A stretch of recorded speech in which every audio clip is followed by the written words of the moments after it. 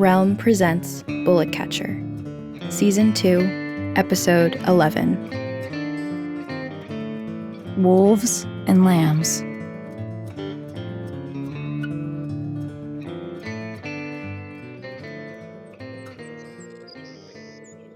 When you're a child, you're unafraid of death.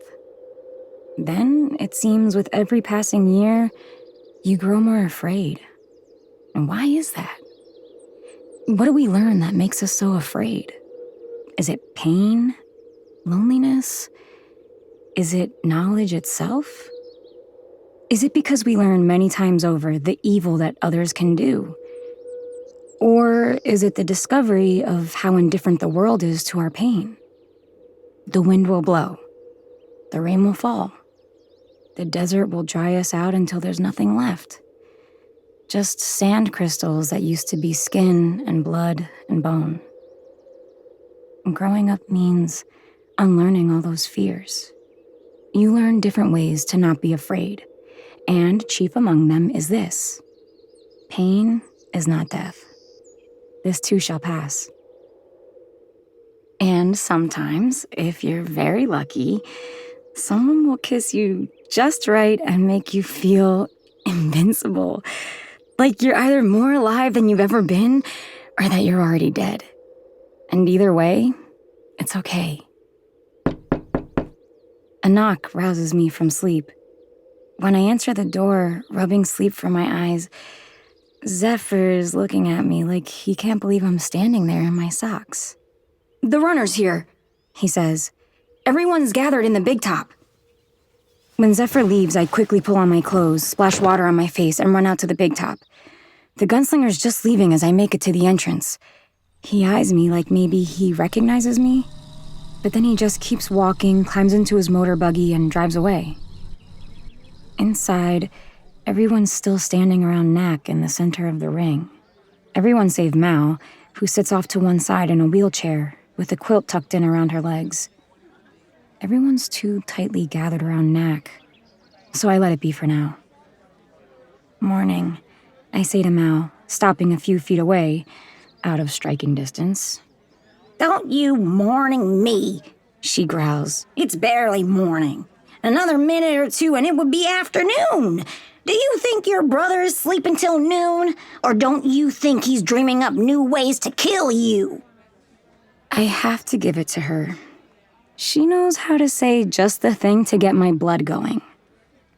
Her eyes fall on Nak, in the center of the crowd, fielding questions from his troop. And when she catches me looking at him too, she leans forward and clicks her fingers in front of my face and says, "When I tell you to do something or to not do something, I expect you to obey me." I'm about to apologize when, suddenly, I remember what she told me last night. That I'm a wolf. Hell, maybe I'm stronger and angrier and smarter and more of a wolf than she is.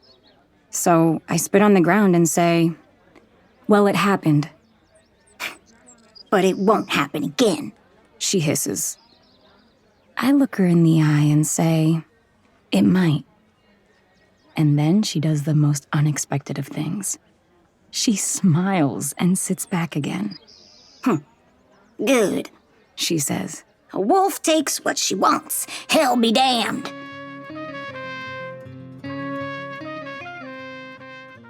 It takes a while, but finally Nak manages to shoo everyone out of the big top.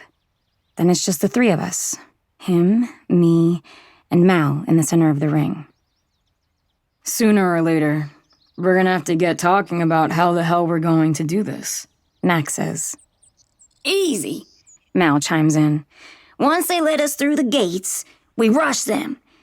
As soon as we're inside, we'll have the advantage. There will be more cover, and we can split up and cover more ground and confuse them." "We'll be dead to a man before we even get across the campus," says Nak. "I was there the other day, and I noticed there are a few service entrances. I think that's our best chance of getting in without anyone noticing. And once I'm inside, if anyone questions why I'm there, I have this." I hold up my hand to show them my tattoo. "What's that?" asks Nak. Mal spits. The mark of a gunslinger. Nak looks at me, his eyes wide. You were Barely, I say, cutting him off. This all sounds like cowardice, Mal says. In my day, we attacked from the front, head on. There was honor in that. And it nearly got every bullet catcher killed and lost you the war, I say. Mal's face twists into a look of contempt.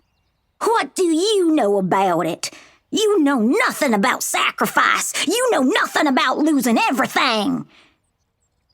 I fix Mal with a cold stare. We both know that ain't true. And for the moment, that seems to settle it. Mal is spent anyway.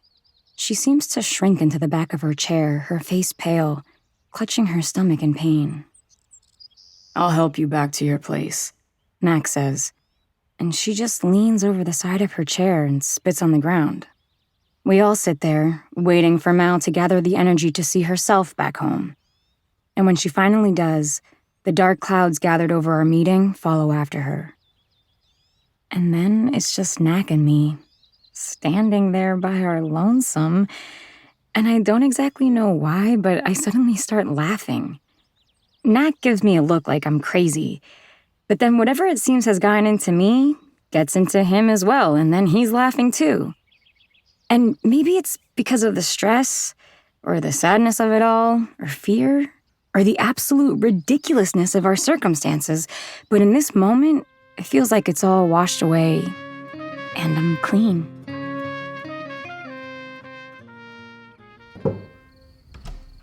Later that night, I find myself back at Nak's Vardo.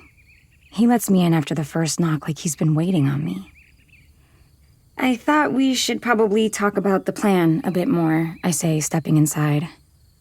But then he pulls me toward him and we start kissing like we've been doing it all our lives. Just natural and easy. Later, we're sitting on the floor, warming ourselves by the stove. His fingers are intertwined with mine, and he brushes his thumb over my tattoo like maybe it'll rub off. He says, I want to know more about Lobo and Cass. The question catches me off guard, and I have to swallow to catch my breath. I pull back my hands and bury them in my pockets. They're dead, I croak. But what were they like when they weren't? Why do you want to know? Might give me a better understanding why we're doing what we're doing. Might be that it lets me better understand you, too. His face is squeezed in that way it gets when he's concerned about me. Don't, I tell him. Don't what? Look at me like that, like I'm some broken little thing. I've survived more than you can even imagine.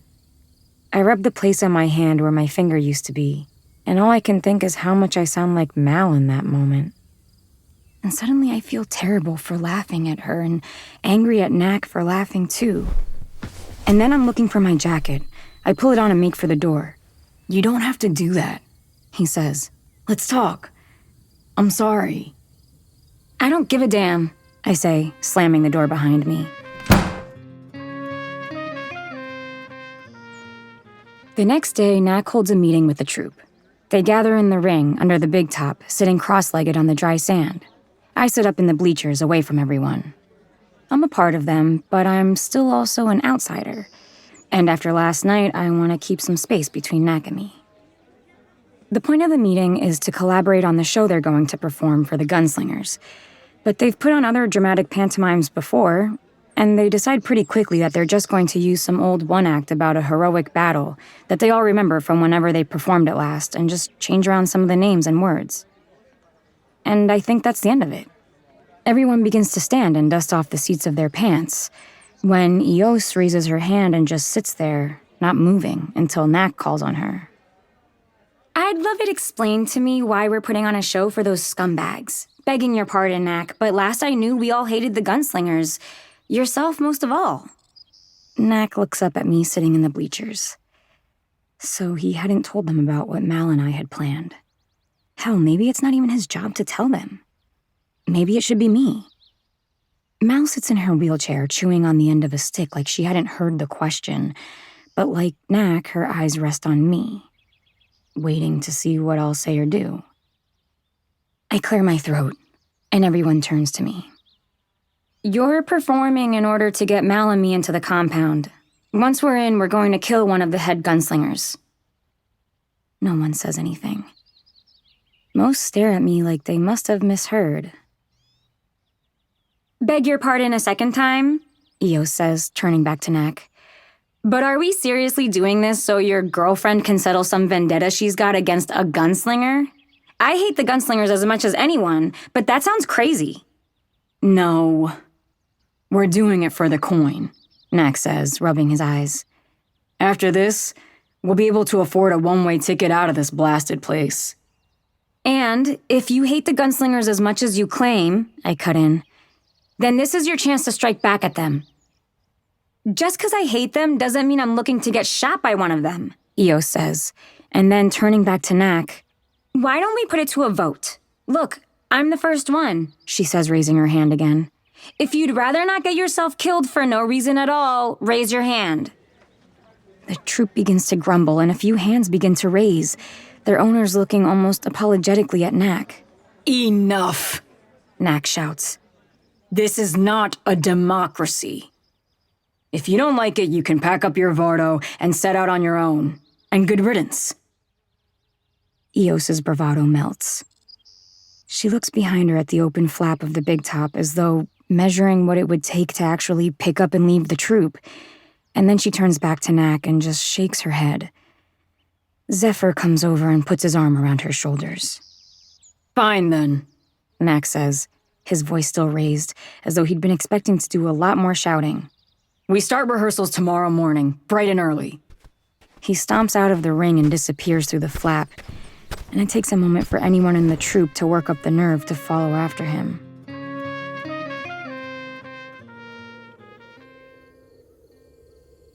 There's a cloud that's fallen over the troop. There's no bonfire burning, no dancing, no fiddle. No stories being told by firelight. Outside, it's cold and quiet, with everyone locked up tight in their own Vardos. I figure I might not be seeing much of Knack in the coming days. Just as well. But then comes the knock at the door, and when I answer, it's him. A hangdog look on his face and a bottle in his hand. He's unshaven and wet through from rain. He looks 20 years old. I figure you're still mad at me, he slurs. To be honest, I'm not too happy with you either. You look terrible, I tell him, trying my damnedest not to feel sorry for him. Then I must look better than I feel. He tips back the bottle and takes a mouthful of booze. Why are you here, Knack? He shrugs. Wanted to see you is all. Well, you seen me. He looks up at me for the first time. His eyes are red and puffy. He nods. So I have, he says, and he turns to walk away. But then I grab his shirt sleeve and drag him inside. I take the bottle from his hand and throw it in the muck at the bottom of the steps before closing the door. I sit him down on the bench and unlace and take off his boots. I'm not in the mood, he says, so drunk he's drifting into unconsciousness. Just shut up, I tell him quietly. His socks are full of holes and so wet that I have to peel them off his feet. He's chilled to the bone. He must have been standing out there for who knows how long, trying to find his nerve. I prop his feet up on a chair, close to the stove. I throw in another log and stoke the fire. Then I finish undressing him, drying his hair with his shirt, before wrapping a quilt around him. His eyes are closed by now, and he's snoring gently. For a while, I sit on the bench, just looking at him. This kind, beautiful man, all twisted up because of things I've done and plan on doing. I fix his hair that is all ruffled from me toweling it off. These kinds of things have the habit of getting worse before they start getting better. But people like Knack and me have been waiting for better a long time by now. Our whole lives, even. And I get a feeling that, like me, he's sick and tired of waiting. And maybe he drinks a bit when he gets to thinking about it. But that's the difference between him and me. I'm going to make someone pay for better never showing up.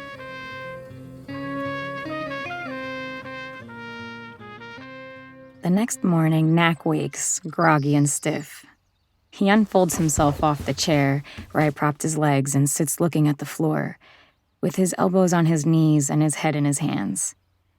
Then he looks up and seems to realize for the first time that he's not in his own place. I watch him, ready with a cup of coffee in my hands, and when he sees me, I hand it to him. He takes it with trembling fingers and cups it in his palms. "How did I get here?" he says, sounding embarrassed. "You showed up like a wet dog at my door sometime after midnight." He sips the coffee and leans back against the wall. "I'm sorry," he says. "Wish I could say it was unlike me, but sometimes I get to drinking and don't know when to quit." Last night when I saw that bottle in your hand, I got to thinking how whenever we seemed to get close, you had a drink in your hand. And then I started thinking that maybe, even when you liked me okay, what you were really liking was the bottle. He looks up at me, his eyes bloodshot and sad. "That's not true. And I still like you. That's why I'm all torn up. Because how do I do right by you and right by my troop? It seems no matter what I do, one of you's going to hate me when it's all said and done, and the best I can figure is to put an end to the whole damn thing. But I know if I did that, you'd never talk to me again." He's staring at his hands while he says this, but when he gets to that part, he looks back up at me, as though to confirm what he'd been thinking.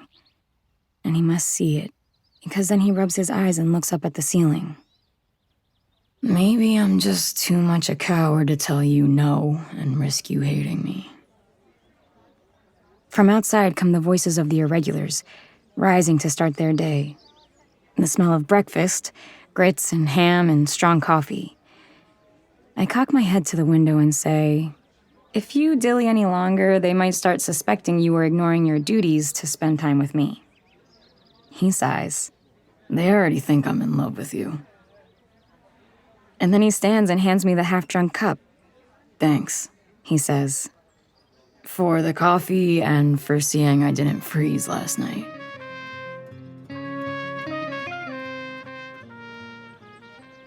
Up in the bleachers, I can watch the troop rehearse and stay out of the way. The small potential mutiny of the other day has passed like a shadow, and the troop seems more comfortable now that they're back to what they know how to do best, performing. Even if that performance is only for each other as they go through blocking and line prep and rewrites. They only have a week to prepare, so there's no time to waste. And not only that, but for it all to work, Mal needs to feature, front and center.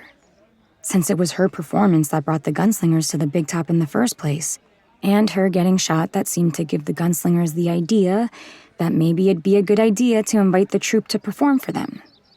Her being seen on the big day is essential.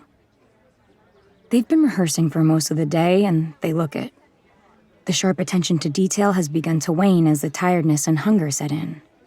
Mal, though on stage, sits in her chair, a sheaf of papers with her lines printed on them resting in her lap.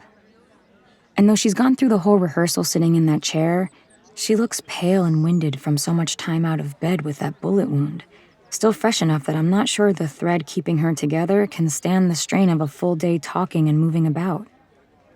The idea that in a week's time she'll have to be up on her feet, on stage, moving and fighting, even if it is only play fighting, casts doubt over the whole thing. They run through the last scene, and Knack throws up his hands, the sweat dappled on his forehead, and says, "That's it for today. Good job, everyone." Everyone's smiling and clapping, and looking forward to dinner and a night stretched out in front of a fire to rest their sore feet. But when the players stop clapping, the sound of one person applauding lingers in the air. It's coming from the entrance to the big top. Everyone turns to see who it is. I sidle to the other end of the bleachers, peer over the side, and there, standing in the aisle, is Nikko. Looks good, he says, walking up to the stage and leaning his elbows on the boards. Think you'll be ready by next week? Mal hacks a wet, mucusy cough and says, Might we'd be a lot more ready if one of your people hadn't put a bullet in my gut. I am mighty sorry about that, Nikko says. But it's good to see you making a recovery. Mal lets out a short laugh that sounds more like punctuation than anything else. She turns away and makes a show of reading through her lines. Something I can help you with? Nak says, stepping forward. Just wanted to sneak a peek, Nikko says. And some of the bigwigs wanted to make sure things were progressing in time for the show, especially with the, added challenges. That you caused, Mal says without looking up from her papers. Yes, that we caused, Nikko agrees. You can tell them that we're doing just fine. Everything will be ready on the day. Good to hear, Nikko says, slapping the stage. I'm personally looking forward to it immensely. He turns to leave, and as he's striding down the aisle, he looks up, only for a moment, and his eyes flash like he sees me up there in the shadows. But then he looks away, and never so much as breaks his stride on his way out of the big top. And then I don't really know what I'm thinking or what I'm planning on doing if I confront him. But the next thing I know, I'm climbing down the bleachers and tailing after him as he exits the lot and climbs into a carriage. It's early evening and the streets are full of people returning home from work. The carriage progresses slowly down the thoroughfare, and it's easy tailing it as it crawls through traffic. The carriage doesn't head toward the Capitol building. Instead, it heads down progressively darkening streets, peopled by far less foot traffic, until the street is nearly totally quiet and deserted. I've been trailing the carriage for a little over half an hour when it comes to a stop on the corner of a darkened avenue, out front of a saloon, so decrepit and ramshackle that it wouldn't look out of place standing on the dusty corner of some one-horse Southland town. The door to the carriage opens, and out steps Nikko. He looks around, buttons his coat, and heads into the bar. His partner jumps down from his seat and goes around to his horse to feed him a carrot and give him a pat behind the ears. Watching from the darkness of the far corner of the block, I wait to see if Nikko will emerge. But after a few minutes pass and Nikko hasn't shown himself, I take a deep breath and head into the bar. In opposition to the quietness of the street, the bar buzzes with conversation and singing and the clatter of drinks. The place smells damp, and a haze of cigarette smoke hangs low over the heads of the packed occupants, like a mess of gray halos. A woman sings solemnly up on a low stage at the back of the room. I stick to the doorway, looking out for Nikko, but can't pick him out from the throng of people. A man at the bar collects an armful of drinks and hauls them back to his table. And behind him is Nikko, sitting on a stool, a half-drunk pint of beer before him. In his hands is a newspaper. He reads as though he doesn't have a care in the world.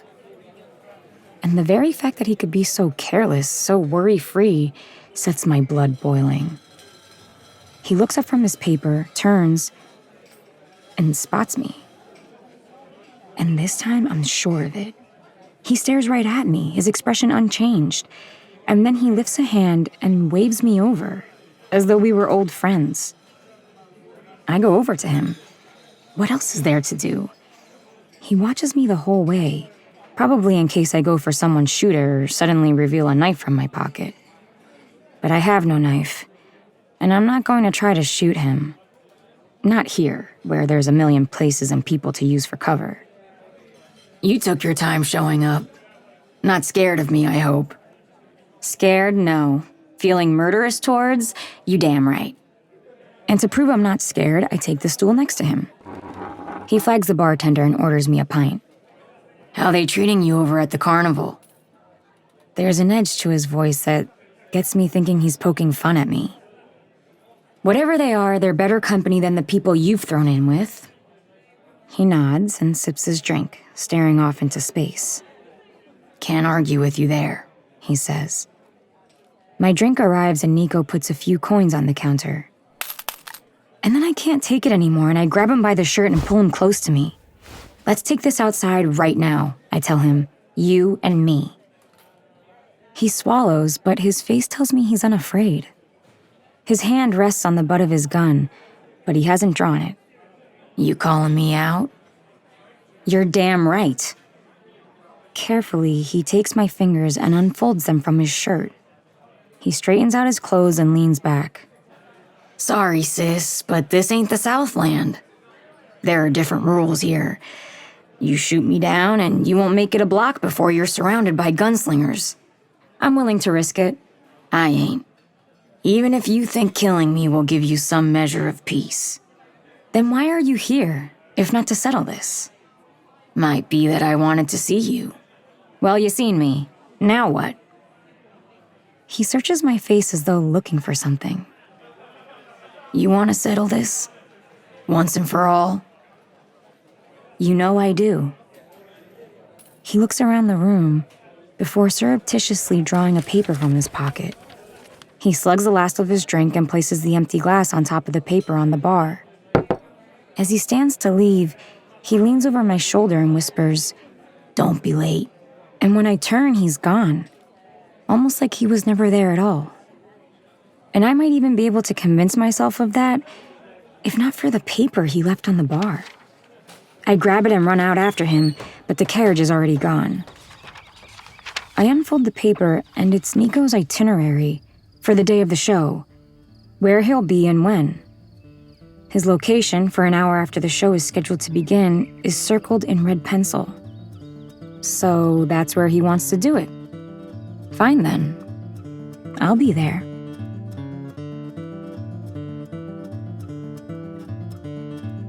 You're listening to Bullet Catcher Season 2 by Joaquin Lowe.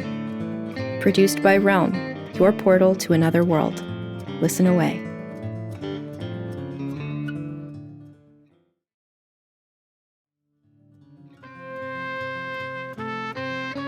Bullet Catcher is written by Joaquin Lowe, produced by Marco Palmieri, and executive produced by Molly Barton. Performed by Inez del Castillo. Audio produced, directed, and designed by Amanda Rose Smith. Additional editing by Corey Barton. Original theme composed by Hashem Asadolahi, with performances by Justin Morel and Josh Deutsch. Cover art by Christine Barcelona.